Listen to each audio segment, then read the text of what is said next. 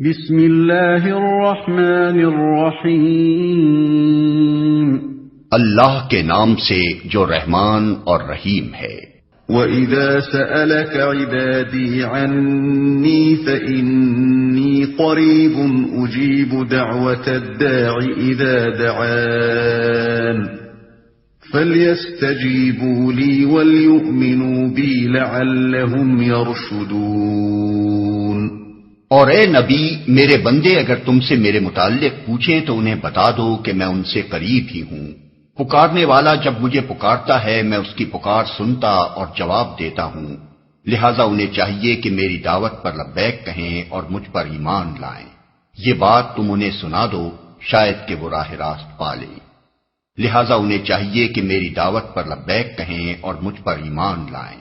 یعنی اگرچہ تم مجھے دیکھ نہیں سکتے اور نہ اپنے حواس سے مجھ کو محسوس کر سکتے ہو، لیکن یہ خیال نہ کرو کہ میں تم سے دور ہوں، نہیں، میں اپنے ہر بندے سے اتنا قریب ہوں کہ جب وہ چاہے مجھ سے عرض معروض کر سکتا ہے، حتیٰ کہ دل ہی دل میں وہ جو کچھ مجھ سے گزارش کرتا ہے میں اسے بھی سن لیتا ہوں، اور صرف سنتا ہی نہیں، فیصلہ بھی صادر کرتا ہوں۔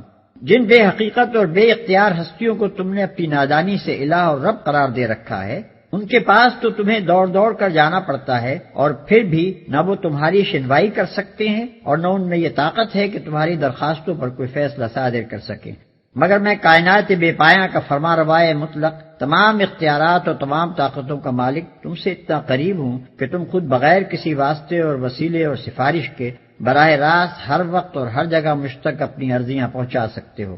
لہذا تم اپنی اس نادانی کو چھوڑ دو کہ ایک ایک بے اختیار بناوٹی خدا کے در پر مارے مارے پھرتے ہو۔ میں جو دعوت تمہیں دے رہا ہوں اس پر لبیک کہہ کر میرا دامن پکڑ لو، میری طرف رجوع کرو، مجھ پر بھروسہ کرو اور میری بندگی و اطاعت میں آ جاؤ۔ یہ بات تم انہیں سنا دو، شاید کہ وہ راہ راست پا لیں۔ یعنی تمہارے ذریعے سے یہ حقیقت حال معلوم کر کے ان کی آنکھیں کھل جائیں اور وہ اس صحیح رویے کی طرف آ جائیں جس میں ان کی اپنی ہی بھلائی ہے۔